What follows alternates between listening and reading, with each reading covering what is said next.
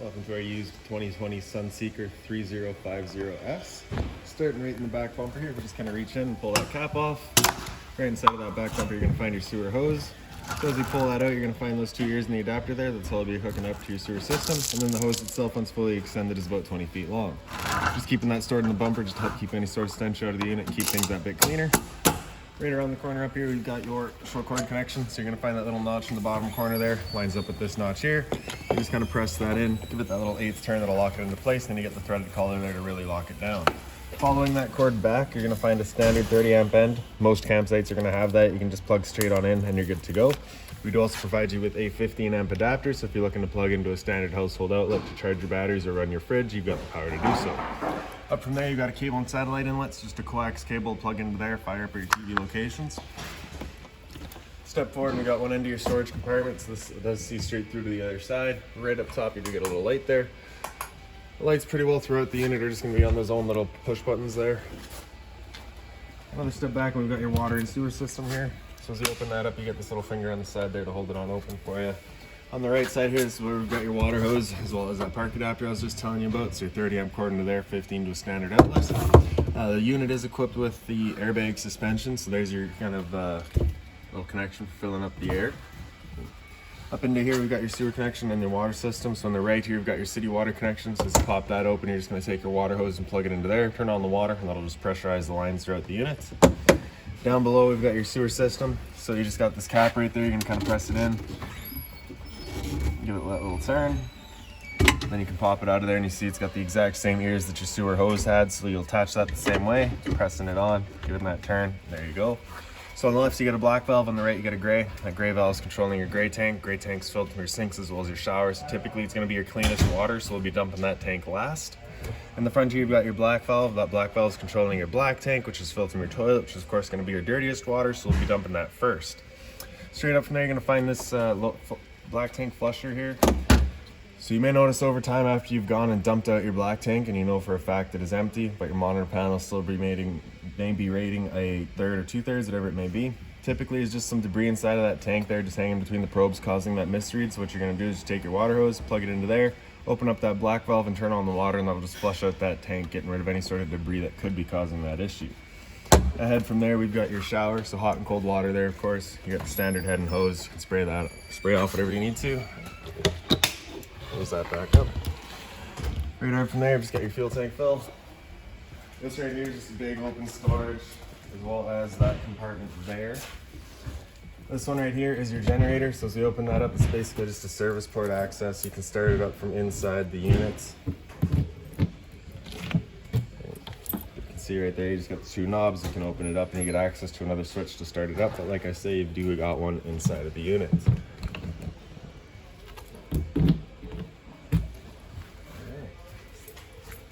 Now around the front, you're just going to notice that your hood's open here. We just got the battery on charge for you. Throughout the unit, you've got these little black boxes there, so those are just cameras, so you do have all the blind spot detection. Propane tank here, so you can see that does not lock. It's just got the one latch there, no locking, just a safety thing. Then your one valve right here, just turning to open it up. There you go. You get the little gauge on the side there to let you know where you're at. And then just again, another storage compartment there. This right here is again just another storage compartment there, pretty well just open. Right ahead from that compartment, you're gonna find your solar charger. So you're just gonna take a solar panel, plug it into that 2-prong plug, and it'll start charging your batteries. Up from there, you've got your water tank here, so just gonna take that keyway and line it up, and then you can pop it on open. So all of your controls for turning this thing on are just inside of the unit. Before we ever turn it on though, we just wanna hit that relief valve right there. Make sure that shot of water comes out. That bit of water coming out is just letting you know this tank is full. You're safe to fire it up and you're not gonna burn anything out by doing so. Closing it back down, you're just lining up that keyway. There you go. Up from there is the service port for your fridge. Beside that, we've got the exhaust for your furnace. So you just want to make sure if you're ever running your furnace that nothing's blocking that off. It does get hot. And 12-volt outlet, as well as your cable and satellite outlet in the right here. On the left is a GFI protected outlet, so you get your test and your reset out here as well.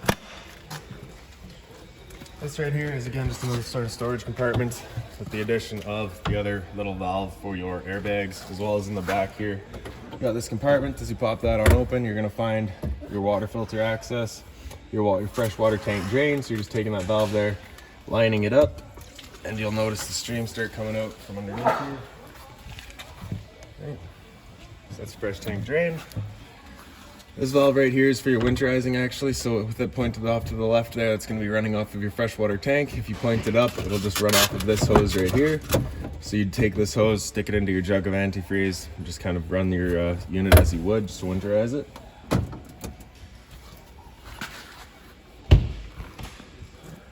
And then the other end of your big storage compartment in the back here. So again, you got a light just up on the side, just on its own center push button. And then up from there, you're gonna find your freshwater tank fill. So you just got that cap, pops out of there, take your water hose and stick it into there, turn on the water, and that fills up your freshwater tank. You know that tank is full once it starts spitting water out of that vent there. Around back of the unit, we just got a ladder back here for you so you can get up top and check your seals. In the center, you'll see you do got the backup camera. And then straight down from there, you do have a pre-wired hitch. We'll make our way inside of the unit now. The door is on a gas strut, so it'll kind of come out at you and sit at 90 degrees. When you first get inside the unit, first things first, your fire extinguisher is just on the right there. Access to your batteries is right underneath this travel strap here. You flip this step up, and there are your batteries. Up on the side here is a bunch of fuses, really. So not really fuses for the unit, but more just kind of control or diagnostic fuses. Up from there, you've got your battery disconnect switch. So with that off to the right, that's it turned on. With it pointed up, you can see that kills everything. That's your battery disconnected. And then to the side of that, we've got your leveling system. So pretty straightforward, basically. You're just gonna hit the power button there to turn it on. You do gotta have, so to run your levelers as well as to run your slide, you do have to have your ignition turned on, as well as the parking brake set. Right. As you can see, that box is now turned on. Right. And then basically you're just going to be hitting auto level. The unit will automatically level itself. Right.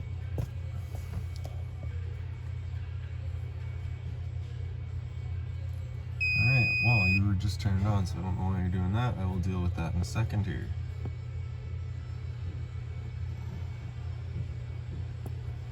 Alright, great. So on the left side here, you got those two light switches. The one on the left there does, I believe, your porch light or your awning light. The one on the right does the other one. Right.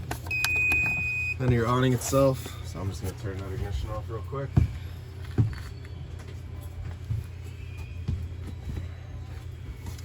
So your awning is right over here. We got that switch. So we're going to press and hold extend, and that awning will make its way out. Once that awning's fully extended, we're going to see a little black flap come down as well as the black of the metal tube. Once you see that, you're going to want to stop. If you were to continue extending, it can actually wind itself up backwards, in which case our fabric will be underneath our tube, allowing it to then hold water, accelerating the growth of mold and mildew. The flap's a little bit sticky today, so we'll just try that again one more time. There we go. See the flap, you see the tube, you stop right there. If it were to start raining, it's of course going to be holding water anyways. What you can do is grab either arm, front, or rear, and you're just going to pull down on it. That's just going to change the pitch of the awning out at the head, allowing water to then run off. If you like that angle better, because it does give you more shade, you can do the same thing with the arm up front. Before you bring it back in though, you just want to make sure these guys are back out straight and fully extended, just so that we're not running the risk of bending it. And then you're just going to press and hold retract. That guy will make its way back in. So another thing to keep in mind with your awning is it does catch a lot of wind. So once you get up to about 15-20 kilometers an hour wind, you want to bring it back in. Again, just so you're not running the risk of bending your arms. And once it is fully closed, the electric motors will just lock into place and hold it locked up at the side of the unit.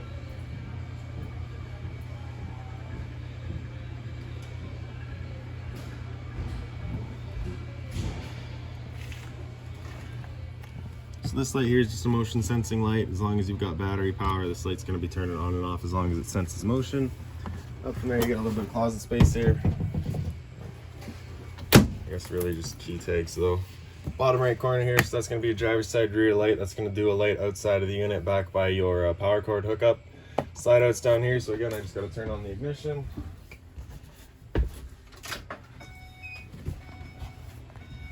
And press and hold out. And then pretty well the entire roadside wall makes its way out. So this is from the kitchen right back into the bedroom.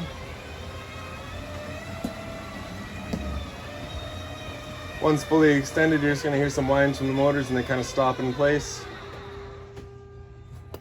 And there we go. Light switches are on the right here, so kitchen on the right, living room on the left. Arctic pack here, so that's basically just gonna be your heated tanks. You turn that on, just kind of turns on the electric heating pads at your tanks. For your water pump, you turn that switch on right there, turns on your water pump, drawing out of your fresh tank to pressurize your lines.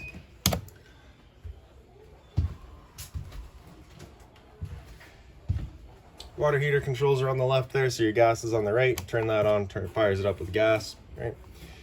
If it ever doesn't fire up, you'll get that little fault light right there letting you know it hasn't. At that point, just off and back on to reset it. For turning it on with electricity, you just get that switch, turn it on, fires up with electricity. Get your monitor system up top here. So LPG is liquid propane gas. So you can see we're currently full right now. As that goes down, you go to a 2/3 to a third, and then empty. Your batteries, they currently C for charging, so because they're plugged in, currently charging. G would be good, F is fair, L is low. For your fresh tank, as you fill that up, you go to a third, 2/3, and full. Same idea for your black and your gray. Your generator startup controls just on the side here. So before you ever start it up, you just want to press and hold the bottom of that and prime it. Once that little light comes on, we can let go. Press and hold start, and she would fire right up. The pickup for the fuel going to that generator is at about the 1/4 point tank of your fuel tank in the truck. So if you've got less than a 1/4 tank of fuel, it will not fire up. And that's it for there. So we'll kind of head towards the front here real quick. You just get your storage all across the top here. Antenna outlet back there. For turning it on, you just get a little button right in the back there. Turns on a little light of some sort. Nope. Yeah, it does. A little green light back there. It's a green light on, means it's on. Off is off. Down here, you're going to find a remote. That is going to be for either your stereo. Oh, that's going to be for your TV. Power outlet back there, as well as a cable and satellite outlet. And then below that, you're going to find an HDMI, which is hooked into your stereo here. Up front in the bunk area, so you have that one loose piece right here. You're going to pull that back towards us. Flip it over, and then you can see where it sits right into. You get the little belts on either side. Those are going to go up onto the wall and just kind of hold up the nets here. And then you got your ladder on the side here. It's just kind of in these little claws there. You're just going to pull it out of there. It slides into place. You can hop on up and down as needed. And on either side, you do have a little light. Again, they're just on their own center push buttons. You just kind of push them when they turn on. Up on the side here, up top, you do have a power outlet up top, and then down below you got your cable and satellite outlet, as well as a 12-volt outlet. Just push that in, turns on the TV. The TV is also on a mount, so you kind of get these little latches up top there, as well as on the bottom. So you just loosen those off, and you can swing this out and have it pointed out towards the living space. And in your living space, you've got, of course, your dinettes here. So this guy, the way it comes down is you got this little latch right there. You're gonna pull that back or down. And then you're basically just gonna be pushing it down. And then with the kind of cushions shuffled out of the way, you can see it sits back down onto the ledges right here. You'd take your back cushions to fill in the middle and create a bedding space. When you have it up, you just wanna make sure this guy comes back up into place and locks it down. Up top over here, you do have USB charging and storage right across the top as well. These are on anti-slam struts or hinges, I guess. The dinette does have seat belts, so you can occupy it during travel. This little end right here, if you pick that up, the little springs latch it into place on either side. Flick it up, flip it down. Power outlet. And then that down there is your LP detectors for propane, so everything there, just sit on the floor. This guy will detect it, start going off just like a smoke detector would. Then again, just the storage across the top in the kitchen here. That little port back there gives you access to the outlet to your microwave. Hot and cold water at the sink, of course. Little shower head feature. The covers do pull off, and they are hard covers as well. This right here is just a little garbage chute. Outside there was actually a little compartment that I didn't show you. It kind of gives you direct access to that. Underneath here you get your storage, you got your drains and your water lines, so just being mindful of those. A drawer space here. So a common problem I do kind of see, I'll just show you real quick, is that people accidentally hit that, which to lock it off, and then they complain that their drawers don't close. So basically, if you've got some sort of, even just one of your keys really, or a pencil, or just something that you can kind of reach back there with and open it back up, that's all you're gonna do. Close it back down, and there you go. And same thing on all 4 of these guys here. Then up top we got your microwaves, so that pops on open, pretty standard, just like home. Down below that we got your range vent, so you can get a fan as well as a light there. So of course, propane stove is putting off fumes whenever you're using it, so you just want to make sure that fan is turned on, evacuating said fumes. Turn the knob over to the little flame, hit it with the igniter, she fires right up. The light switch on the right side there does all of your knobs as well as your stove.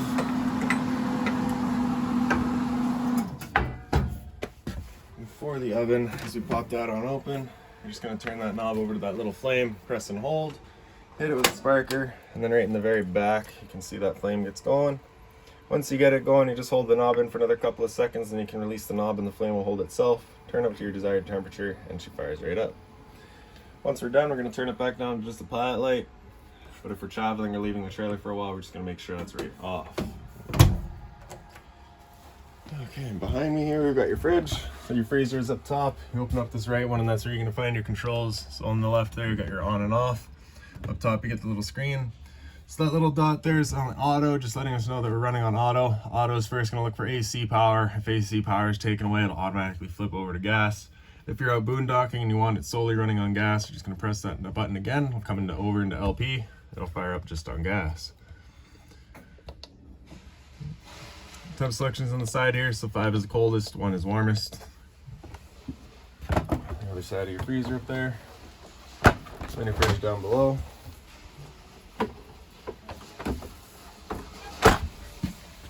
This panel right here has 4 screws, 1 in each corner. If you pull that out, it gives you access to your hot water tank. So if you're looking to bypass that for winterization, straight through there. Converter on the side here, press the top and center, she pops on open. Get all of your breakers on the left side. Whenever a breaker breaks, it's going to sit in the center, so just turn it off and then back on. And then right in the bottom here, you get all your fuses. A little pantry space here, so as you open that up, it just slides on out. Store it back away.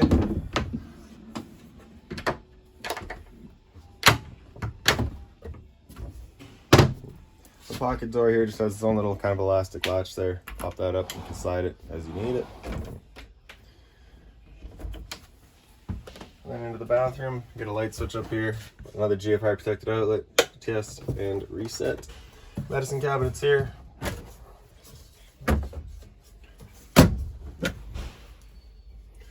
Hot and cold water, of course. Some sort of hard zinc cover. More storage down below, again, mindful of the drains. Some drawer space as well. And then behind me, we can get into the shower room. Inside here, your light switch is just up on the wall. The one on the left there does your light, the one on the right does your fan. For the roof vent, you're just going to turn that knob to open it up. Simple as that. Toilet's just got the flusher right in the right side here. Then for your shower, you just get your travel latch. You're going to pull that back, slide on open, and you just get the standard head and hose.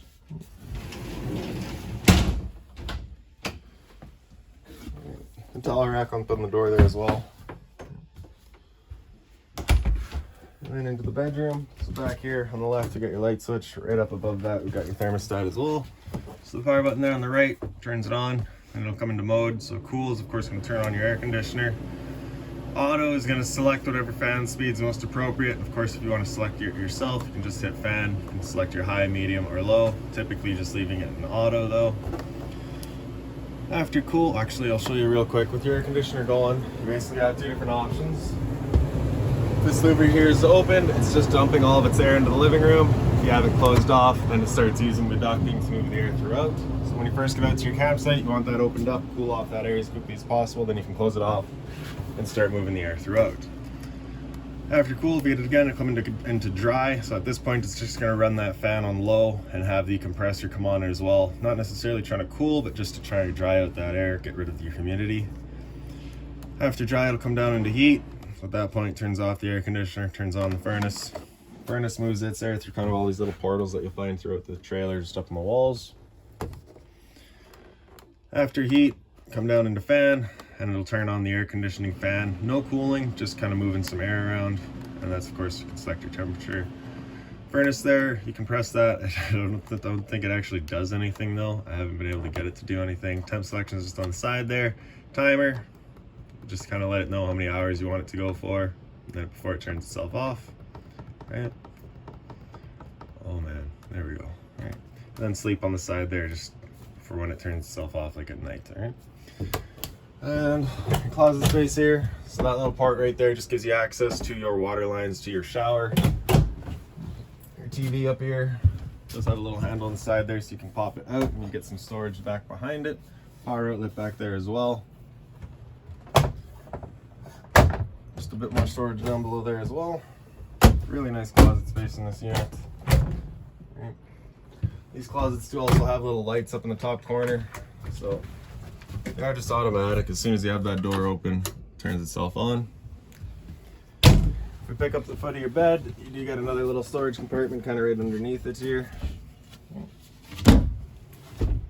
And then up at the head, each person gets their own little reading light. You're just going to touch that little silver dot there. Turns it on. And then another roof vent here. So again, just turning that knob to open it up. Simple as that. And really, that's about it for this unit. So if you've got any other questions on it, please feel free to give us a call, 204-237-7272.